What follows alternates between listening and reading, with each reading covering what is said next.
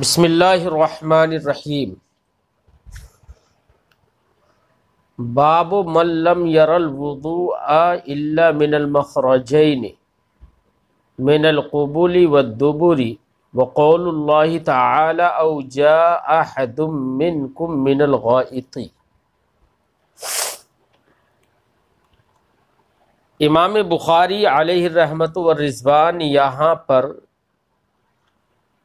ایک باب باندھتے ہیں جس کا مطلب یہ ہے، یہ باب من لم یر الوضوء، ان صاحب کے، ان لوگوں کے مذہب کے بیان میں یہ باب ہے جو وضو کا نظریہ نہیں رکھتے، من لم یر الوضوء، جو وضو نہیں دیکھتے، الا من المخرجین، مگر قبل اور دبر دو مخرجوں سے،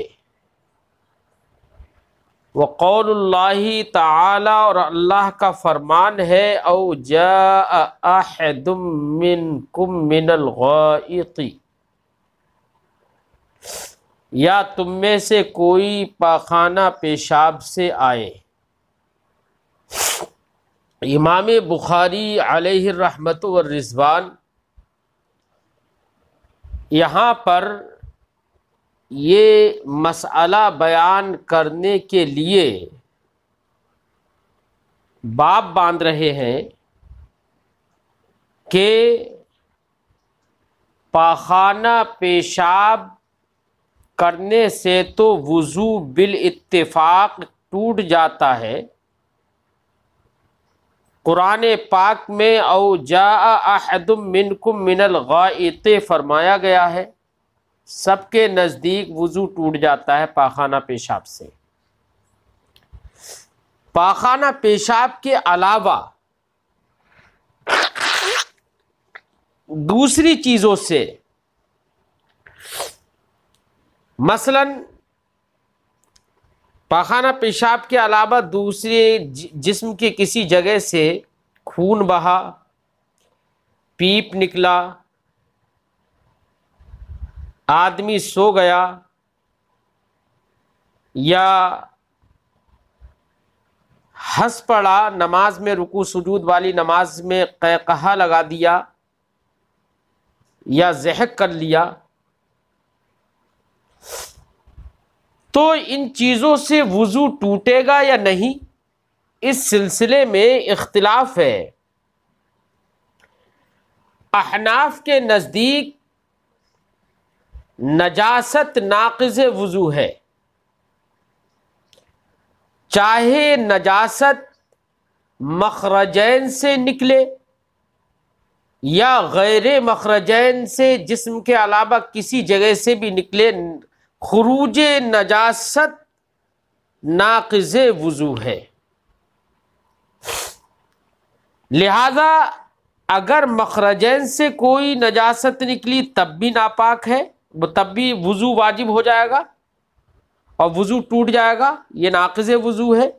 جسم کے کسی اور حصے سے خون، پیپ یا کچھ اور نکلا، اور وہ جسم اتنا نکلا کہ جسم کے اس حصے تک بہہ جائے جس کو غسل یا وضو میں دھونا فرض ہے۔ مثلا ہماری انگلی میں انجیکشن یا سوئی لگی، ہاتھ میں لگی، اور اس سے انجیکشن یا سوئی نکالنے کے بعد جسم سے، اس کی جگہ سے جہاں پر سوئی لگی تھی، اس سے ہمارا خون نکل آیا۔ اب اس خون میں یہ دیکھنا پڑے گا کہ وہ ادھر ادھر کھال پر بہتا ہے یا نہیں۔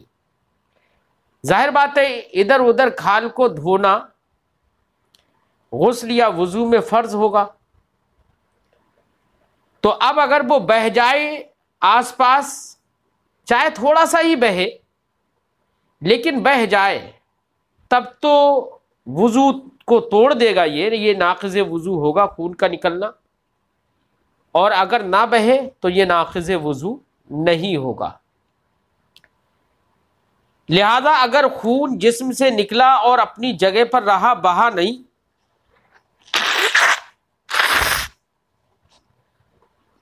تو اسے ناقض وضو نہیں کہیں گے، وہ ناقض وضو نہیں ہے۔ یہ احناف کا مذہب ہم نے ذکر کیا، دلائل بھی ذکر کر دیں گے انشاءاللہ۔ یہاں پر امام شافعی علیہ رحمت و رضوان یہ فرماتے ہیں کہ مخرجین سے جو نجاست نکلتی ہے صرف وہی ناقض وضو ہے، اس کے علاوہ کوئی بھی چیز جسم سے نکلے وہ ناقض وضو نہیں ہے۔ اور استدلال پیش کرتے ہیں اس آیت کریمہ سے کہ اللہ پاک نے ارشاد فرمایا او جاء احد منکم من الغائط، تم میں سے کوئی غائط یعنی پاخانہ پیشاب سے فارغ ہو کر آئے تو وضو کرے۔ تو اس آیت کریمہ میں اللہ نے غائط کا ذکر کیا، پاخانہ پیشاب کا ذکر کیا، خون پیپ وغیرہ چیزوں کا ذکر نہیں ہے۔ اس لیے اس سے یہ پتہ چلا کہ یہ معلوم ہوا اس سے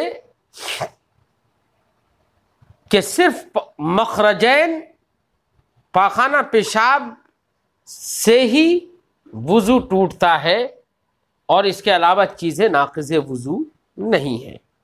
امام بخاری علیہ رحمہ بھی چونکہ شافعی المسلک ہے، اس لیے امام بخاری نے اپنی مسلکی نظریہ کو بیان کرنے کے لیے یہاں پر یہ باب باندھا اور اس پر اپنے نظریہ پر آیت کریمہ پیش کی استدلالاً، بہت سارے صحابہ اور تابعین کے اقوال بھی ذکر کیے ہیں استدلالاً۔ اب ہماری ذمہ داری یہ ہے کہ امام بخاری کے بیان کردہ استدلالات کو دھیان سے سنیں اور پڑھیں، اور ان کا جو صحیح جواب ہے وہ صحیح جواب بھی پیش کریں۔ تو پہلے تھوڑا ترجمہ کرتے ہیں۔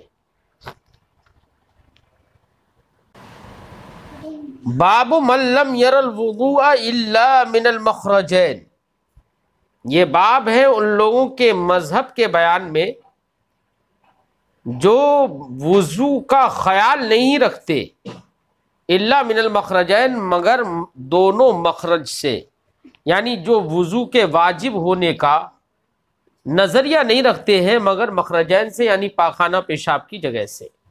من القبول والدبر یہ مخرجین کی تفسیر ہے۔ وقول اللہ تعالی، اور اللہ کا فرمان ہے او جاء احد منکم من الغائط۔ ہم نے مذاہب کی امام شافعی علیہ رحمت و رضوان کے مذہب کی بھی توضیح کر دی ہے کہ ان کا کیا مقصد ہے، اور امام اعظم رضی اللہ تعالی عنہ کے مذہب کی بھی اس سلسلے میں توضیح کر دی ہے۔ اب صرف دلائل کا مسئلہ ہے، تو امام بخاری نے یہاں پر آیت کریمہ کو استدلال میں پیش کیا، او جاء احد منکم من الغائط۔ استدلال اس طور سے امام بخاری نے کیا کہ اس آیت کریمہ میں پاخانے پیشاب کا ذکر ہے، باقی چیزوں کا ذکر نہیں ہے۔ ہم اس کا جواب یہ دیں گے کہ آیت کریمہ میں پاخانہ پیشاب جو عادی طور پر ہوتے ہیں، عادت ہے ان چیزوں کی، انسان پاخانہ پیشاب کیے بغیر تو اس کی زندگی بھی خطرے میں ہے، تو چونکہ پاخانہ پیشاب کرنا یہ عادت ہے، تو قرآن پاک کے اندر عادی چیز کو بیان کیا گیا ہے اور یہ فرمایا گیا کہ پاخانہ پیشاب سے وضو ٹوٹ جاتا ہے، وضو کرنا پڑے گا۔ پاخانہ پیشاب کے علاوہ جو غیر عادی چیزیں ہیں ان کا ذکر نہیں ہے، تو اس سے یہ لازم نہیں آتا ہے کہ صرف پاخانہ پیشاب ہی ناقض وضو ہے، پاخانہ پیشاب کے علاوہ دوسری چیزیں ناقض وضو نہیں ہیں۔ یہ کہاں لازم آتا ہے؟ یہاں پر عادی چیزوں کو ذکر کر دیا گیا ہے، اور عادت کے طور پر جو چیزیں نکلتی ہیں ان کے ذکر سے دوسری چیزوں کی نفی لازم نہیں ہے۔ امام بخاری حضرت عطا کے قول کو اور ان کے فتویٰ کو ذکر کرتے ہیں، فرماتے ہیں وقال عطا فی من یخرج من دبرہ الدود او من ذکرہ نحو القملۃ یعید الوضوء، کہ عطا ابن ابی رباح نے کہا جس شخص کی دبر سے یا اس کے ذکر سے، یعنی آگے کے مقام سے یا پیچھے کے مقام سے، نحو القملہ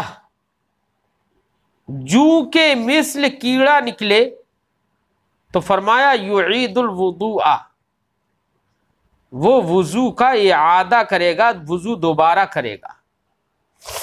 تو حضرت عطا ابن ابی رباح کے قول کو امام بخاری نے نقل فرمایا، اور اس قول میں انہوں نے یہی فرمایا کہ وضو کا اعادہ کرے گا، دوبارہ وضو کرے گا۔ اس سے کیا پتہ چلا؟ اس سے یہ پتہ چلا کہ مخرجین سے کوئی چیز نکلے، چاہے پاخانہ پیشاب نکلے یا کوئی کیڑا نکلے، مخرجین سے یا جو کی طرح کوئی بھی کیڑا نکلے تو اس سے وضو ٹوٹ جاتا ہے، لہذا مخرجین کے علاوہ کہیں سے کوئی چیز نکلے تو اس سے وضو نہیں ٹوٹتا ہے۔ یہ سمجھانے کے لیے امام بخاری نے حضرت عطا ابن ابی رباح کے قول کو ذکر کیا، ٹھیک ہے۔ حضرت جابر ابن عبداللہ کے قول کو ذکر کر رہے ہیں، فرماتے وقال جابر بن عبداللہ، حضرت جابر ابن عبداللہ نے فرمایا اذا ضحک فی الصلاۃ اعاد الصلاۃ ولم یعد الوضوء، جب وضو میں کوئی شخص ہنس جائے، ضحک کر لے، تو وہ نماز کا اعادہ کرے گا، ولم یعد الوضوء، اور وضو کا اعادہ نہیں کرے گا۔ اب عطا ابن ابی رباح کا فتویٰ جو امام بخاری نے تعلیقاً ذکر کیا، اس سے یہ معلوم ہوا کہ مخرجین سے کوئی چیز نکلے وہ ناقض وضو ہے، اور پاخانہ پیشاب کے مقام سے کے علاوہ کوئی چیز اگر نکلے تو وہ ناقض وضو نہیں ہے۔ تو ہم کہیں گے کہ پاخانہ پیشاب کے مقام سے کیڑا وغیرہ جو بھی نکلے وہ ناقض وضو ہے۔ یہی عطا ابن ابی رباح کا فتویٰ ہے۔ اس فتویٰ سے یہ سمجھ میں نہیں آتا ہے کہ اگر ان کے علاوہ کہیں دوسری جگہ سے خون یا پیپ نکلا تو اس سے وہ ناقض وضو نہیں ہے، یہ اس سے سمجھ میں نہیں آتا۔ یہ تو ہمارا بھی یہی قول ہے کہ مخرجین سے کوئی چیز نکلے تو وہ ناقض وضو ہے۔ یہی تو حضرت عطا ابن ابی رباح نے فرمایا یعید الوضو، وضو کا اعادہ کرے گا۔ تو عطا ابن ابی رباح کا جو فتویٰ ہے، ان کا جو قول ہے، وہ ہمارے خلاف نہیں ہے۔ رہا جابر ابن عبداللہ کا کہنا کہ جابر ابن عبداللہ نے کہا اذا ضحک فی الصلاۃ اعاد الصلاۃ ولم یعد الوضوء، تو ہم کہیں گے کہ جابر ابن عبداللہ کا یہ فتویٰ، ان کا یہ فرمانا، یہ بھی احناف کے خلاف نہیں ہے۔ کیوں؟ اس لیے کہ احناف یہ کہتے ہیں کہ سب سے کہنے کے اس سے پہلے تو یہ سمجھ لیجئے کہ ہنسنا تین طریقے کا ہوتا ہے، ایک تبسم کرنا ہوتا ہے، ایک ضحک ہوتا ہے، ایک قہقہہ ہوتا ہے۔ تبسم کا مطلب ہوتا ہے کہ چہرے پر صرف مسکراہٹ آ جائے، کوئی آواز نہ ہو، اس سے وضو وغیرہ نماز وغیرہ نہیں ٹوٹتی۔ اور ضحک وہ ہنسی ہے جو اتنی ہلکی آواز سے ہو کہ آدمی خود سنے، دوسرے کو آواز نہ پہنچے، اسے ضحک کہتے۔ احناف کا مذہب یہ ہے کہ ضحک ہونے کی صورت میں نماز تو ٹوٹ جائے گی، لیکن وضو نہیں ٹوٹے گا۔ تو جابر ابن عبداللہ نے ضحک کے بارے میں تو فرمایا ہے اذا ضحک فی الصلاۃ اعاد الصلاۃ ولم یعد الوضوء، نماز کا اعادہ کرے گا، وضو کا اعادہ نہیں کرے گا، یعنی وضو نہیں ٹوٹا ضحک سے۔ احناف کا بھی یہی مذہب ہے. تو جابر بن عبداللہ کا قول ہمارے خلاف ہی کب ہے؟ احناف جو وضو ٹوٹنے کا قول کرتے ہیں وہ قہقہہ کے سلسلے میں کرتے ہیں، اور فرماتے ہیں کہ قہقہہ اگر کسی نے لگایا، قہقہہ کہتے ہیں اتنے زور سے ہنسنا کہ اس کی آواز پاس میں کھڑے یا بیٹھے آدمی کو سنائی دے، اسے قہقہہ کہتے ہیں. قہقہہ سے رکوع سجود والی نماز باطل ہو جاتی ہے اور وضو بھی ٹوٹ جاتا ہے. یہاں پر قہقہہ کے سلسلے میں احناف نے کہا، اور قہقہہ کے بارے میں جو احناف کا یہ قول ہے کہ وضو ٹوٹ جاتا ہے، وہ احناف نے احادیث طیبہ ہی سے استدلال کیا ہے. حضرت جابر بن عبداللہ کا فرمان تو ضحک سے متعلق ہے، قہقہہ کے بارے میں ہے ہی نہیں، اس لیے ان کا قول تو ہمارے خلاف ہے ہی نہیں. وہ رہا یہ کہ احناف نے قہقہہ کے سلسلے میں وضو ٹوٹنے کا حکم دیا کہ قہقہہ رکوع سجود والی نماز میں قہقہہ وضو کو توڑ دیتا ہے، تو اس کے تعلق سے وہ حدیث موجود ہے کہ حضرت عبداللہ ابن عمر سے روایت ہے کہ رسول اللہ صلی اللہ علیہ وسلم نے ارشاد فرمایا، من ضحک فی الصلاة قہقہۃ فلیعد الوضوء والصلاة،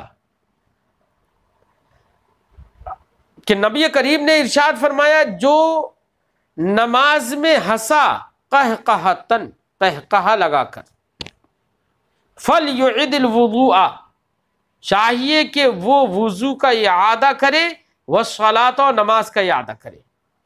تو یہاں پر وضو کے اعادہ کا سرکار نے جو حکم فرمایا، اس حکم فرمانے سے معلوم ہوا کہ قہقہہ رکوع سجود والی نماز میں وضو کو توڑ دیتا ہے. اس سے احناف نے کہا. ایک اور دوسری روایت جو آپ لوگوں نے بھی پڑھی ہوگی، جس کی تخریج امام دار قطنی نے کی ہے، اس روایت میں یہ ہے کہ نبی کریم صلی اللہ علیہ وسلم نماز پڑھا رہے تھے اور صحابہ کرام نماز پیچھے پڑھ رہے تھے. اتنے میں ایک نابینا صحابی رسول تشریف لائے،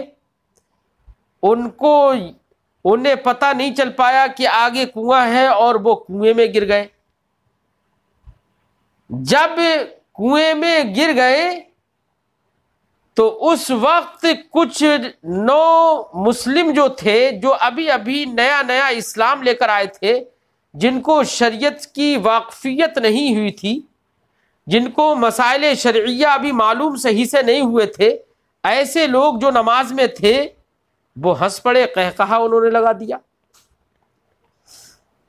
تو اب امام دار قطنی کی روایت میں ہے، فَأَمَرَ النَّبِيُّ عَلَيْهِ الصَّلَاةُ وَالسَّلَامُ مَنْ كَانَ ضَحِكَ مِنْهُمْ أَنْ يُعِيدَ الْوُضُوءَ وَيُعِيدَ الصَّلَاةَ. سرکار دو عالم صلی اللہ علیہ وسلم نے نماز سے فارغ ہونے کے بعد ارشاد فرمایا کہ جو تم میں سے ہنسا ہے، یعنی جس نے قہقہہ لگایا ہے، کیونکہ سرکار تک آواز پہنچی نا، اس لیے یہ ہنسنا قہقہہ لگانا ہوگا. تو سرکار نے فرمایا تم میں سے جس نے قہقہہ لگایا ہے، جو ہنسا ہے، تو فرمایا ان یعید الوضوء، وہ وضو کا بھی اعادہ کرے، ویعید الصلاۃ، اور نماز کا بھی اعادہ کرے. تو یہاں پر وضو کا اعادہ فرمانے کا سرکار حکم دے رہے. اس حدیث کی بنا پر ہم نے کہا کہ قہقہہ یہ ناقض وضو ہے. ہاں، قہقہہ کا ناقض وضو ہونا ہے خلاف قیاس، حدیث پاک سے مگر ثابت ہے، اس لیے ہم نے قہقہہ کو ناقض وضو قرار دیا. اور ضحک صرف ہنسنا کہ آدمی کو خود اپنے ہنسنے کی آواز پہنچے، آس پاس والا نہ سن سکے، تو اس ضحک کو ناقض صلاۃ تو قرار دیا لیکن ناقض وضو قرار نہیں دیا اسے. ایک اور روایت امام دار قطنی نے ذکر کی ہے، اس میں یہ الفاظ ہیں، اذا قہقہ فی الصلاۃ اعاد الوضوء واعاد الصلاۃ. جب کوئی نماز میں قہقہا لگائے تو وہ وضو کا بھی اعادہ کرے اور نماز کا بھی اعادہ کرے۔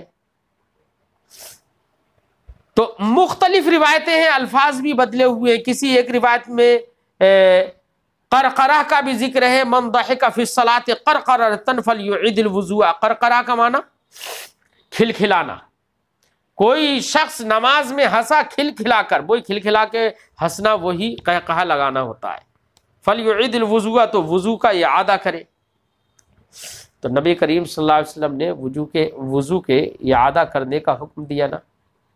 تو ان احادیث طیبہ کے پیش نظر ہم نے کہا کہ قہقہا ناقض وضو ہے۔ امام بخاری حضرت حسن بصری علیہ الرحمۃ والرضوان کے قول کو ذکر کرتے ہیں، فرماتے وقال الحسن ان اخذ من شعره واظفاره او خلع خفيه فلا وضوء علیہ۔ حضرت حسن فرماتے ہیں بے شک اگر کسی شخص نے وضو کرنے کے بعد اپنے بال لیے، یعنی بال کٹوا دیے یا ناخن کاٹ لیے، او خلع خفیہ، یا اپنے خفین کو اتار دیا، فلا وضوء علیہ، تو اس پر پورا وضو کرنا لازم نہیں ہے، بلکہ خفین اتارنے کی صورت میں پیروں کو دھو لے گا۔ تو وضو کرنا واجب نہیں ہوا ہے۔ دیکھو اس سے،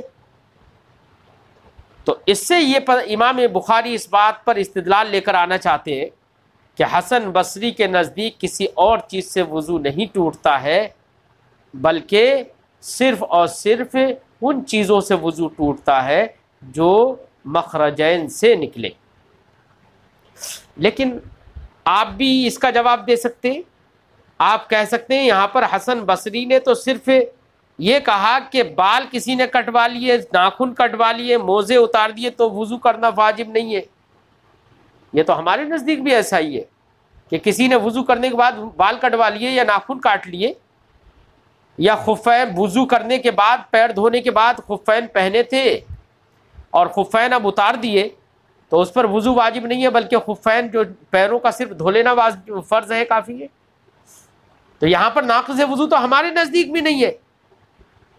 اور حسن بصری نے جو یہ فرمایا کہ تین چیزوں کا ذکر کیا کہ ان تین چیزوں سے وضو نہیں ٹوٹتا ہے، انہوں نے یہ کہاں ذکر کیا کہ ان کے علاوہ باقی جو خون وغیرہ پیپ وغیرہ بہہ جائے تو اس سے بھی وضو نہیں ٹوٹتا، یہ انہوں نے کہاں ذکر کیا؟ تو اس لیے امام حسن کا یہ قول احناف کے خلاف امام بخاری نے جو حجت کے طور پر پیش کیا ہے، یہ امام بخاری کا حجت کے طور پر پیش کرنا یہ صحیح نہیں ہو پائے گا۔ حضرت ابو ہریرہ رضی اللہ تعالی عنہ کے ایک قول کو ذکر کرتے ہیں، امام بخاری فرماتے ہیں وقال ابو ہریرہ لا وضوء الا من حدث، وضو نہیں ہے مگر حدث سے، یعنی حدث کی صورت ہی میں وضو واجب ہوتا ہے، حدث کے بغیر وضو واجب نہیں ہوتا ہے۔ حضرت ابو ہریرہ کا یہ فرمان ہے، اس کو امام بخاری نے دلیل بنا لیا کہ وضو لہذا مخرجین سے جو چیز نکلے گی بس اسی سے وضو ٹوٹے گا، اس کے علاوہ سے وضو نہیں ٹوٹے گا۔ لیکن ہم کہیں گے کہ یہ حضرت ابو ہریرہ کا یہ فرمان یہ بھی احناف کے خلاف نہیں ہے۔ کیوں؟ اس لیے کہ حدث کی تعریف صحیح سے پڑھیے، حدث کو صحیح سے سمجھیے کہ حدث کسے کہتے ہیں۔ یاد رکھیے، یہ تعریف یاد رکھیے حدث کی، تاکہ آپ کو بہت ساری جگہوں پر بات کے اور مسئلے کے سمجھنے میں آسانی ہو۔ ہر وہ چیز جس سے وضو ٹوٹ جاتا ہے اسے حدث کہتے ہیں۔ کسے؟ جس سے وضو ٹوٹ جاتا ہے اسے حدث کہتے ہیں۔ اسے حدث صرف نہیں کہتے کہ جو مخرجین سے نکلے، تو جس چیز سے وضو ٹوٹ جاتا ہے اسے حدث کہتے ہیں۔ لہذا ری سے وضو ٹوٹ جاتا ہے اسے بھی حدث کہیں گے، بے ہوشی سے وضو ٹوٹ جاتا ہے اسے بھی حدث کہیں گے، خون پیپ سے اگر وہ بہہ جائیں تو ان سے وضو ٹوٹ جاتا ہے وہ بھی حدث کہلائے گا۔ لہذا اس تقدیر پر حضرت ابو ہریرہ رضی اللہ تعالی عنہ کے فرمان کا مطلب یہ ہوا کہ وضو صرف حدث سے ٹوٹتا ہے، یعنی ناقض وضو جو چیز ہوتی ہے اس سے وضو ٹوٹتا ہے، ناقض وضو جو چیز نہیں ہوتی ہے اس سے وضو نہیں ٹوٹتا ہے۔ اب ناقض وضو بے ہوشی بھی ہے، خون بھی ہے، پیپ بھی ہے، ری بھی ہے، یہ ساری چیزوں سے وضو ٹوٹ جاتا ہے۔ تو احناف کے خلاف کہاں ہوا؟ احناف بھی تو اسی کا قول کرتے ہیں۔ ایسے ہی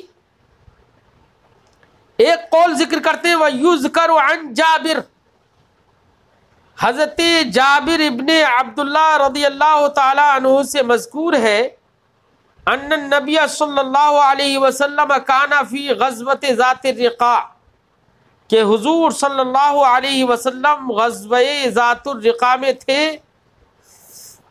فرمی رجل بسہم، تو ایک آدمی کے تیر لگا، ایک آدمی کے تیر لگا۔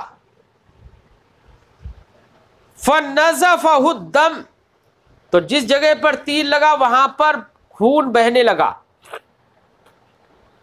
خون بہ گیا۔ فنزفہ الدم فرکع وسجد ومضى في صلاتی، تو ان صاحب نے رکوع کیا، سجدہ کیا اور پوری نماز ادا کی، نماز کو مکمل کیا۔ اس حدیث طیبہ سے امام بخاری استدلال کرنا چاہتے ہیں اس بات پر کہ خون کا نکلنا یہ ناقض وضو نہیں ہے۔ اگر ناقض وضو ہوتا تو ایسی صورت میں خون جیسے ہی نکلا وہ صاحب اپنی نماز کو توڑ کر اور اس کو صاف کرتے اور صاف کرنے کے بعد وضو کر کے پھر دوبارہ نماز پڑھتے، لیکن خون نکلا اس کے باوجود وہ رکوع سجود کرتے رہے، نماز پڑھتے رہے اور نماز کو مکمل کر لیا۔ اس سے پتہ چلا کہ خون کا نکلنا یہ ناقض وضو نہیں ہے۔ یہ استدلال حضرت امام بخاری نے اس حدیث سے کیا۔ بات سمجھ میں آ گئی؟ لیکن امام اعظم رضی اللہ تعالی عنہ کہتے ہیں خون پیپ وغیرہ نکلنے سے وضو ٹوٹ جاتا ہے، خارج ہونا چاہیے۔ ٹھیک ہے، اب دیکھیے میں پہلے تو اس کا جواب ذکر کر دوں اس حدیث پاک کا کہ اس میں جو مذکور ہوا کہ وہ رکوع سجود کرتے رہے، نماز مکمل کی، تو اس میں الفاظ ہیں فنزفہ الدم، کہ ایک صاحب کے تیر لگا جس سے خون نکل گیا، خون نکلا، تو نزفہ الدم ہے یہاں پر۔ نزفہ الدم، خون نکلا، اسی کا تو ذکر ہے۔ اس میں کہاں ہے وسالہ، اور خون بہہ بھی گیا۔ خون کے نکلنے کا ذکر تو ہے لیکن خون کے بہنے کا ذکر نہیں ہے۔ جب خون کے بہنے کا ذکر نہیں ہے، احناف کے نزدیک صرف خون کا نکلنا یہ ناقض وضو نہیں ہے۔ ناقض وضو اس خون کا نکلنا ہے جو خون اپنی جگہ پر نکلے، نکل کر ایسی جگہ پر بہہ بھی جائے جس کا غسل یا وضو میں دھونا فرض ہے، یعنی سیلان بھی ہو جائے، وہ ناقض وضو ہے۔ تو اس حدیث پاک سے یہ حدیث پاک یا یہ فرمان یہ ہمارے خلاف، احناف کے خلاف کہاں ہے؟ اب رہی یہ بات، تو جواب تو یہ ہو گیا، رہی یہ بات کہ احناف نے بدن سے خون پیپ وغیرہ کے نکلنے کی بنا پر وضو کے توڑنے کا، وضو کے ٹوٹ جانے کا حکم دیا اور کہا کہ یہ چیزیں ناقض وضو ہے۔ تو احناف کی دلیل کیا ہے؟ احناف کی دلیل وہ حدیث پاک ہے جو حضرت امام دار قطنی نے بھی روایت کی، ابن ماجہ نے بھی ذکر کی ہے۔ وہ حدیث حضرت عائشہ صدیقہ رضی اللہ تعالی عنہا سے مروی ہے، نبی کریم صلی اللہ علیہ وسلم نے ارشاد فرمایا من اصابہ قیء او رعاف او قلس او مزی فلینصرف فلیتوضا،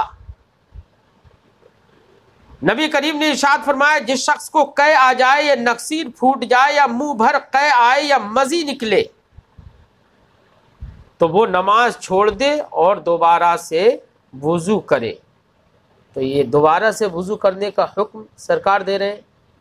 تو اس سے کیا پتہ چلا کہ قے، خون، مزی یہ سب چیزیں کیا ہیں؟ ناقض وضو ہے۔ امام بخاری ایک اور قول ذکر کرتے ہیں حضرت حسن بصری کا، فرماتے وقال الحسن، حسن بصری نے فرمایا ما زال المسلمون یصلون فی جراحاتہم،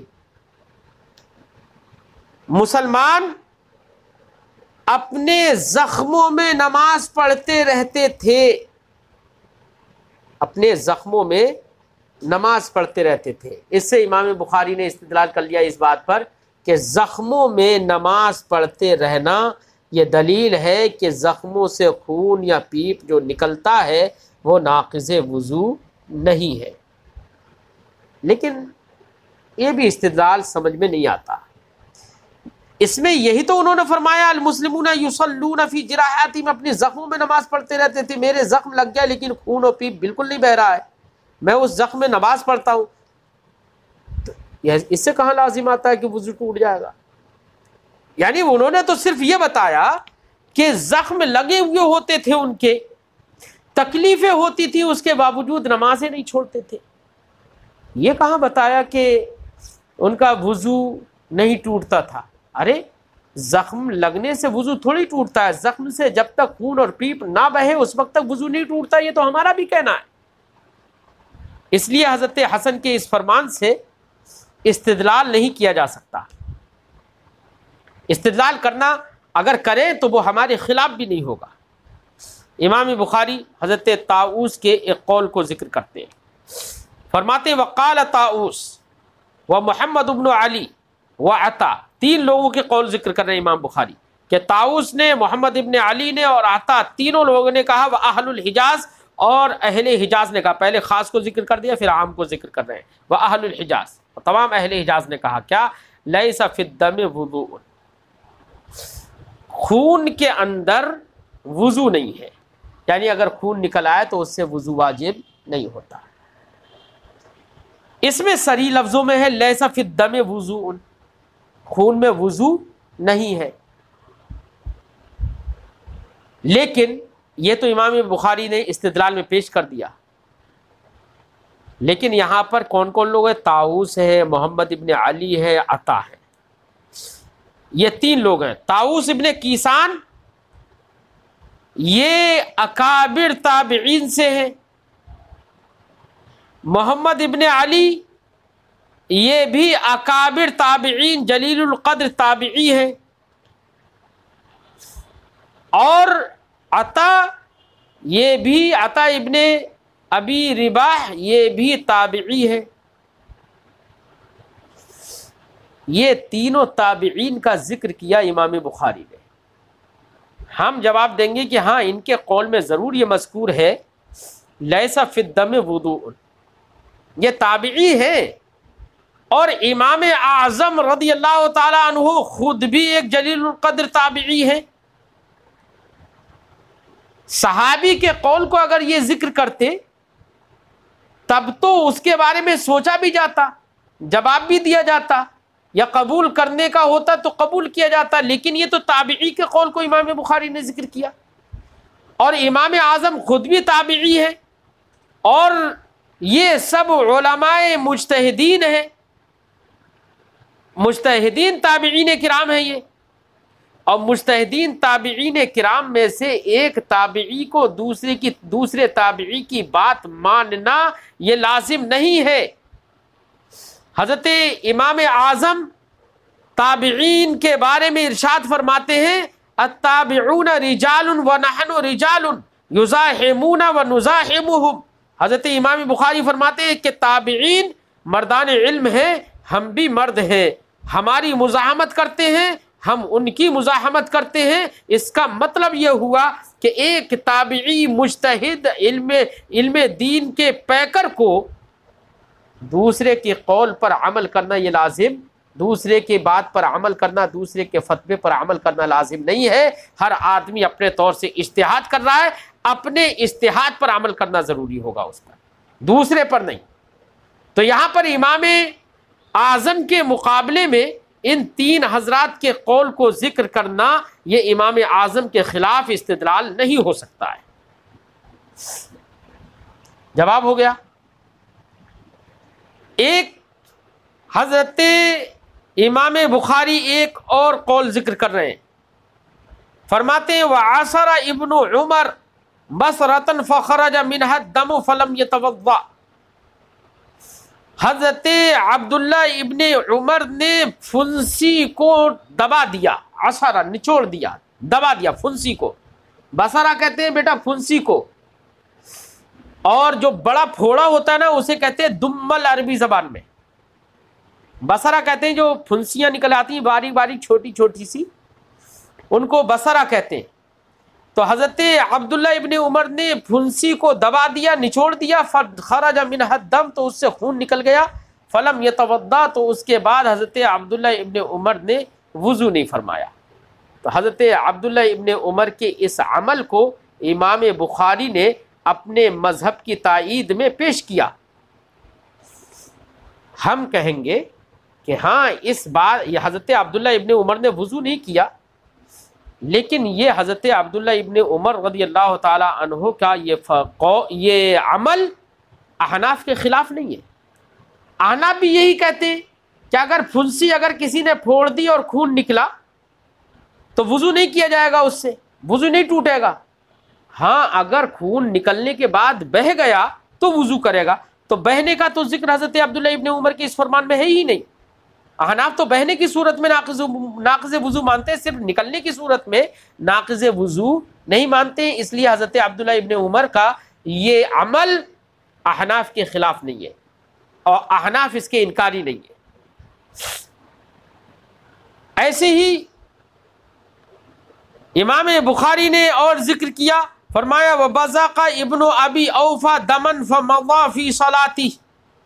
حضرت عبداللہ ابن ابی اوفا نے تھوکا، بزاقہ کا معنی ہوتا ہے تھوکنا. حضرت عبداللہ ابن ابی اوفا نے تھوکا، دمن خون تھوکا، فمضى فی صلاتی، پھر اپنی نماز کو مکمل کیا، نماز پڑھتے رہے. حضرت امام بخاری نے ابن ابی اوفا کے اس عمل کو ذکر کر کے بھی استدلال اسی پر کیا ہے کہ خون تھوکا، منہ سے خون نکلا ان کے، پھر بھی انہوں نے نماز کو مکمل کیا. اس کا مطلب یہ ہے کہ خون کا نکلنا مخرجین کے علاوہ سے یہ ناقض وضو نہیں ہے. استدلال سمجھ میں آ گیا امام بخاری کا. لیکن ہمارا جواب وہی کہ یہاں پر بزق ابن ابی اوفا دمن تو ہے کہ انہوں نے خون تھوکا، لیکن خون تھوکا اس میں یہ کہاں پر تفصیل ہے کہ خون غالب تھا یا تھوک غالب تھا. خون تو تھوکا، یہ بات صحیح ہے، لیکن یہاں پر کوئی وضاحت نہیں ہے اس بات کی، کوئی لفظ دلالت نہیں کر رہا ہے اس بات پر کہ خون غالب تھا یا تھوک غالب تھا. اور احناف بھی اسی کے قائل ہیں کہ اگر کسی نے تھوکا اور خون اس کے تھوک میں آ گیا، اگر تھوک خون پر غالب ہے تو امام اعظم بھی فرماتے ہیں کہ ایسی صورت میں یہ ناقض وضو نہیں ہوگا. ہاں اگر خون تھوک پر غالب آ جائے تو ناقض وضو مانتے ہیں امام اعظم بھی. تو ہو سکتا ہے کہ عبداللہ ابن ابی اوفا نے تھوکا ہو اور ان کا تھوک خون پر غالب ہو، اس لیے انہوں نے نماز مکمل کی ہو اور نماز نہیں چھوڑی. تو یہ ان کا عمل بھی احناف کے خلاف نہیں ہوگا. بات سمجھ میں آ گئی؟ اور یہ تو ضابطہ ہے، اذا جاء الاحتمال بطل الاستدلال. احتمال جب نکل آتا ہے تو استدلال باطل ہو جاتا ہے. یہاں پر احتمال یہ ہے، ہو سکتا ہے عبداللہ ابن ابی اوفا کا تھوک ان کے خون پر غالب رہا ہو، اس لیے وہ نماز انہوں نے مکمل کی اور یا وضو نہیں کیا، نماز کو بھی نہیں چھوڑا. امام بخاری نے حضرت عبداللہ ابن عمر رضی اللہ تعالی عنہ اور حضرت حسن بصری علیہ الرحمت والرضوان کے ایک اور قول کو ذکر کیا استدلال میں. قال ابن عمر والحسن، حضرت عبداللہ ابن عمر اور حضرت حسن بصری نے فرمایا فی من، اس شخص کے بارے میں، من یحتجم، جو پچھنا لگوائے، احتجام کروائے، حجامہ کروائے، ان کے اس شخص کے بارے میں فرمایا لیس علیہ الا غسل محاجمہ، اس پر لازم نہیں ہے مگر حجامہ لگانے کی جگہ کو دھونا.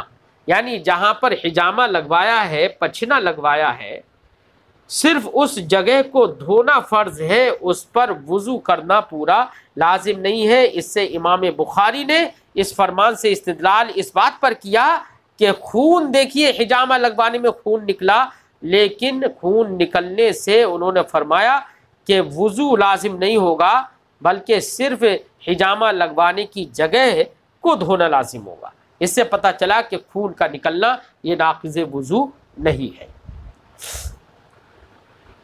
حضرت امام شافعی رضی اللہ تعالی عنہ کی طرف سے امام بخاری نے یہ تمام تر استدلالات پیش کر دیے.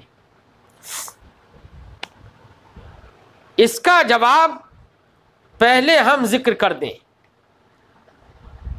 اس کا جواب یہ ہے کہ انہوں نے یہ فرمایا کہ پچھنا لگانے کی جگہ کو صرف دھونا ضروری ہے، تو یہاں پر بھی وہی احتمال ہے کہ پچھنا لگوایا کسی شخص نے تو اس کے بارے میں فرمایا کہ اس پر صرف پچھنا کی جگہ کو دھونا لازم، تو یہاں پر اسی شخص کے بارے میں ہے جس کا خون نکلا ہو اور وہ اتنا نہ نکلا ہو کہ وہ غسل یا وضو میں دھونے کی جگہ جہاں جس کو دھونا فرض ہو اس کی طرف بہنے کے لائق نہ ہو، تو اس وقت اس پر ان کے اس قول کو محمول کیا جائے گا.